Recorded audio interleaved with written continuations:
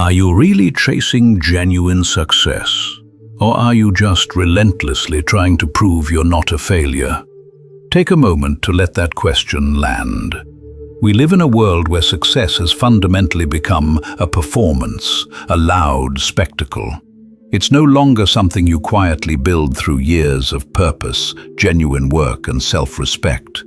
No, now it's something you must broadcast, something you meticulously wrap in filters, attention-grabbing taglines, and perfectly crafted humble brags.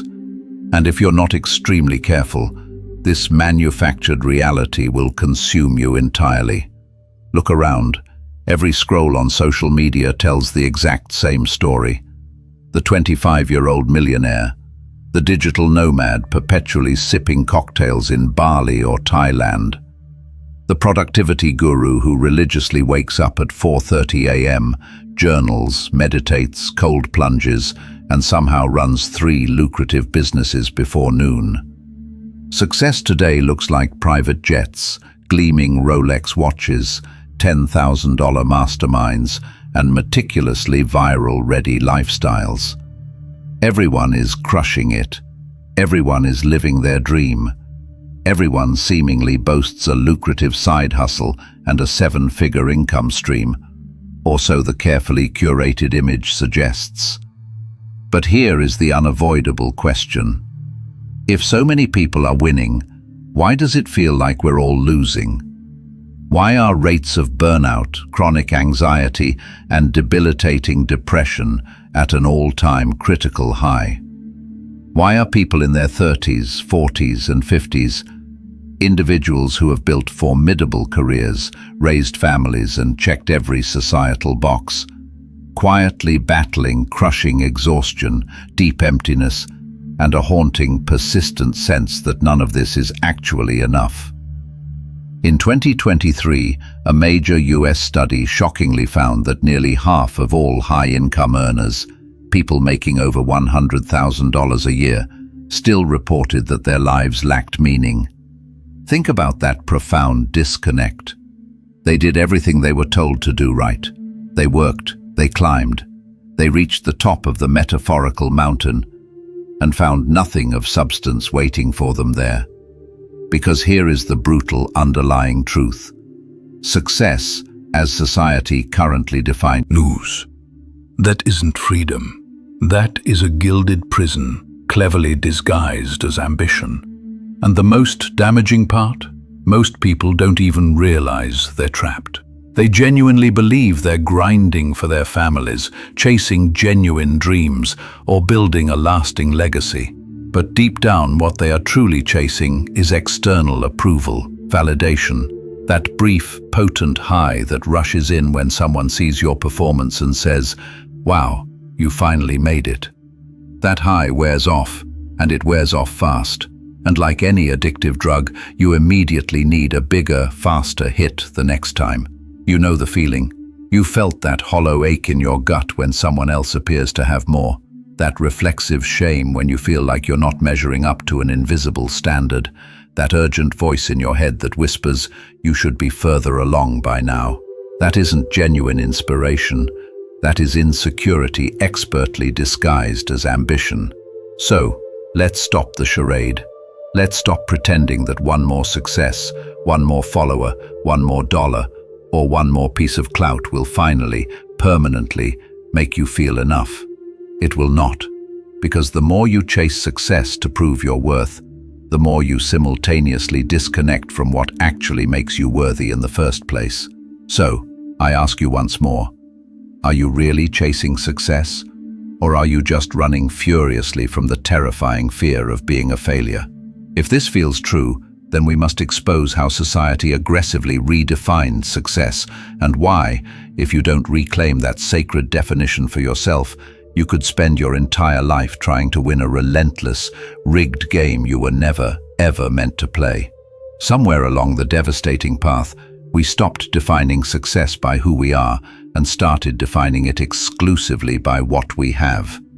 It's a subtle shift, but it changes absolutely everything about how we live. Success used to genuinely mean living in alignment with your core values, being a person of quiet, unshakable integrity, building something profoundly meaningful, even if no one in the world ever clapped for it. But that is not the world we inhabit anymore. Today, success means having more than the next person. More money, more recognition, more influence, more visibility. It's no longer about authentically becoming. You're not being noticed. If you're not aggressively collecting attention, you are losing. This massive shift was predicted. The renowned psychologist and philosopher Erich Fromm warned us about this decades ago. He stated plainly that we've moved from a culture of being to a culture of having. We no longer ask the essential question, who am I?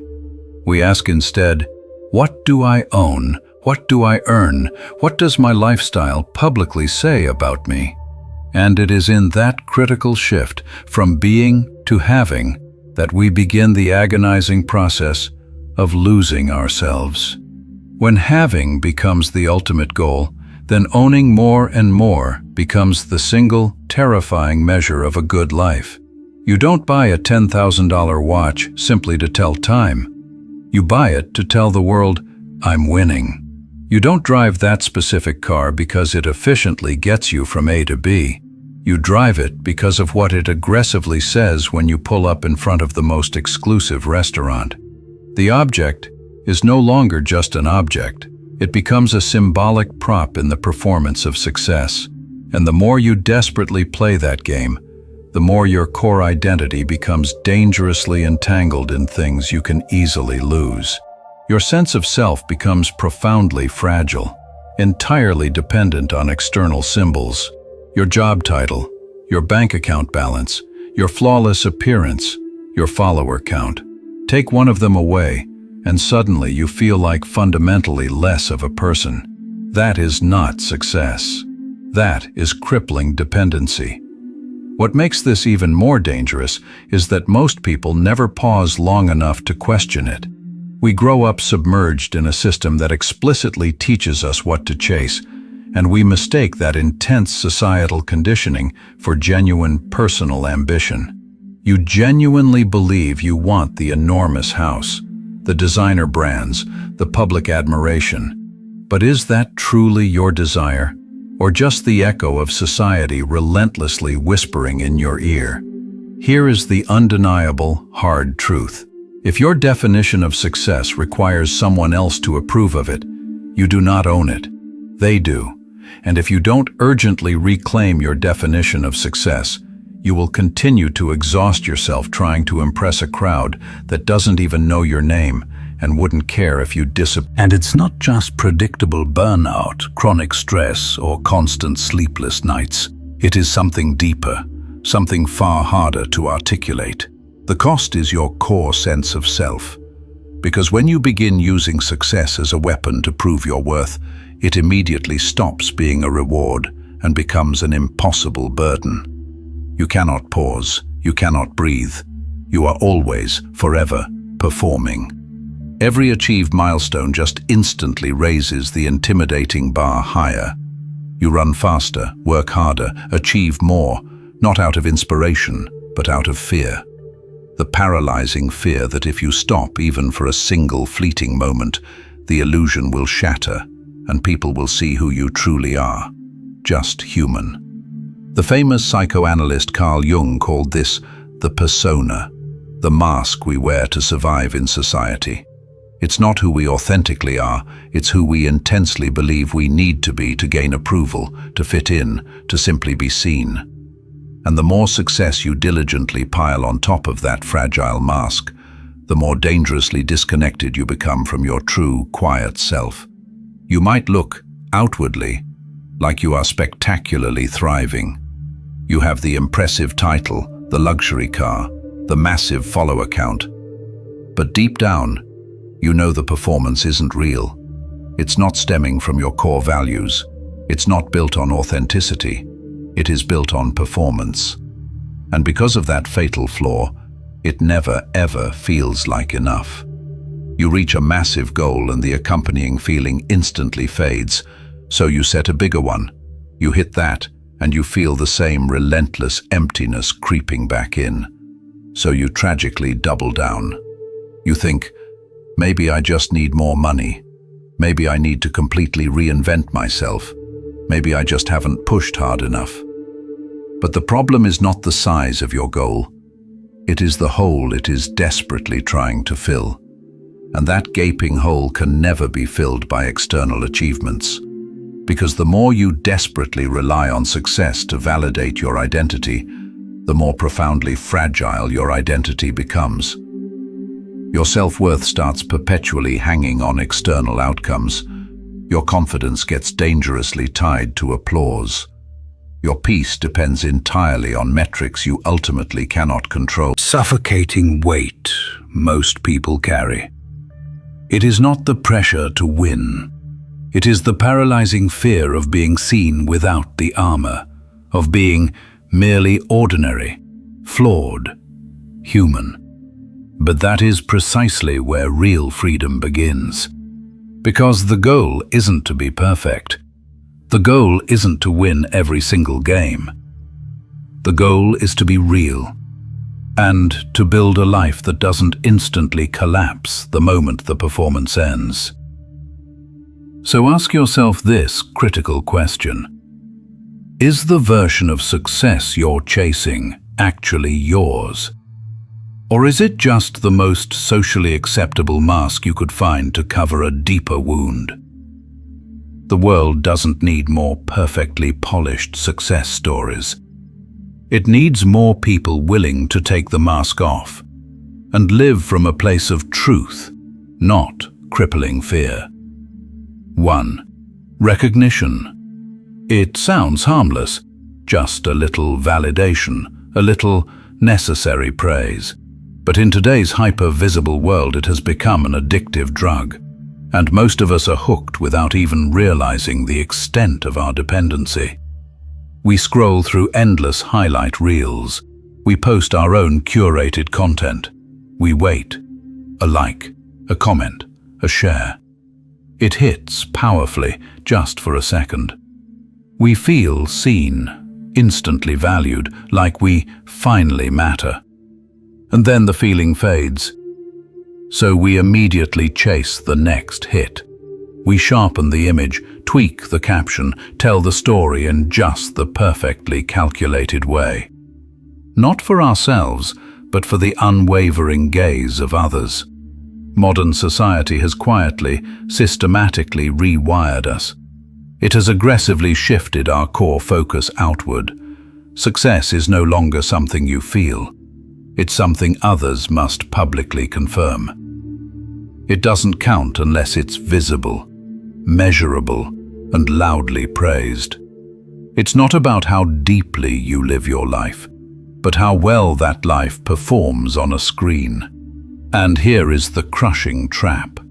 The more you rely on others to reflect your worth back to you, the less you inherently trust your own reflection. You stop asking, "Do I feel proud?" and start frantically asking, "Do they think I'm impressive?" You stop building a life that it never stops accelerating. That blind will doesn't care about your peace. It doesn't care about your purpose. It only demands movement. More. Next. Again. Faster. And if you're not vigilant, it will run your entire life into the ground. Recognition becomes the ultimate god. Not fulfillment, not meaning, just applause.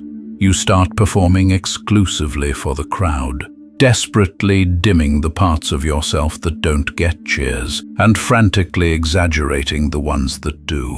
You stop living from the inside out and start living tragically from the outside in. And the scariest thing? Most of us don't even realize we're doing it. We think we're chasing legitimate goals. In truth, we are chasing permission. Permission to feel worthy, to feel seen, to feel like we finally made it. But here is the final question. Made it to what? If your success only genuinely exists in someone else's eyes, is it truly yours at all? Recognition is not evil. We all inherently want to be seen. But when being seen becomes the only thing that makes you feel real, you have tragically lost touch with who you actually are. The moment your core worth depends entirely on applause, you have effectively handed your life over to strangers.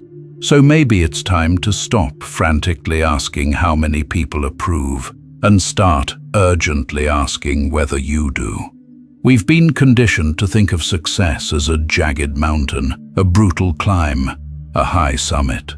You hustle, you grind, you sacrifice, and one day, if you're lucky, you reach the top. But maybe we've had it all fundamentally wrong. What if real success isn't a peak at all? What if it's a pause? Not the point where you possess the most, but the critical point where you finally stop needing more. Not where you prove something, but where you finally don't need to prove anything at all. That is the radical shift. Success is not about climbing higher. It's about knowing when to stop climbing. It's the quiet, unshakable confidence of someone who no longer needs the world to stand up and clap for them. Someone who can sit alone in a room, unfiltered, and still feel profoundly whole. It's not loud, it's not flashy, it does you feel, even in your brightest moments. True, lasting success comes not from escaping that shadow, but from bravely turning toward it, owning it, integrating it. When you stop running from the parts of you that feel unworthy and start authentically accepting them, you become whole, and that is when the frantic chase finally ends. Consider a man who spent years building a career that impressed everyone he knew. Top school, huge salary, flawless resume, but every night he came home feeling deeply empty. He couldn't explain it. He had everything he was supposed to want, but none of it felt like his. One day, he quietly left, not in some dramatic public blaze, but in a quiet, intentional step away. He started painting again, something he hadn't done since college. No one clapped. No one in the outside world cared. But for the first time in years, he did. That man didn't give up. He woke up. He stopped chasing the version of success the world sold him and started urgently listening to the version that spoke from within. That is freedom. When success is no longer about achievement but alignment, not about being impressive but being authentic. It's about knowing your value, even when no one is watching. It's about finally feeling enough, not because someone said so, but because you finally believe it yourself. And that kind of success, it doesn't come with a trophy. It comes with peace. So, maybe the essential question isn't, how do I win more? Maybe it's, what can I finally let go of? Maybe real success isn't the top of the mountain. Maybe it's the moment you stop climbing and finally start coming home to yourself. So, let me ask you something personal, one last time. When you wake up every morning and chase what you call success, are you doing it genuinely for you, or because deep down you are terrified of what you would be without it? Are you truly building a life you believe in, or just trying to frantically outrun the paralyzing fear of being seen as a failure? Most people never pause long enough to truly ask that. The treadmill moves too fast. Slowing down feels like weakness, and in a world obsessed with performance, the worst possible thing you can do is stop performing. But if you always need success to feel valuable, what does that truly? You are still tragically trapped. Trapped in a game where the rules keep changing, the goalposts keep moving, and the scoreboard never stops blinking. Trapped in a life that looks impressive on the outside, but feels hollow on the inside. The world will not help you see this. In fact, it will aggressively encourage the opposite. It will keep handing you new goals to chase, new people to impress, new masks to wear. But you can decisively step away from that toxic cycle. You can reclaim your story. You can remember that real success isn't about winning. It's about arriving. Arriving in your life fully present, without needing to perform. It's about knowing who you are when no one's watching and liking that person. trusting that person, standing with that person, even when the world turns away. Carl Jung taught that true freedom comes when we face our shadow, when we stop hiding the parts of ourselves we were taught to reject. That's where real wholeness begins, not when you've made it, but when you finally no longer need to. Not when you finally get what you want, but when you finally understand you were never lacking to begin with. So, here is the final essential question. Are you chasing success for yourself, or are you just trying to escape the shame of being seen as a failure? Be profoundly honest, because if you need success to prove you're worthy, then maybe you've never truly believed you were worthy at all. And if that admission stings, it's necessary. Let it. Sometimes the truth hurts before it sets you free, but that freedom is waiting. Not in the next trophy, not in the next post. It's in you right now, waiting to be remembered. So don't scroll past this. Sit with it. Let it work on you. And if it speaks to something true in your core, live like it. You don't have to keep running. You already matter. Now act like it.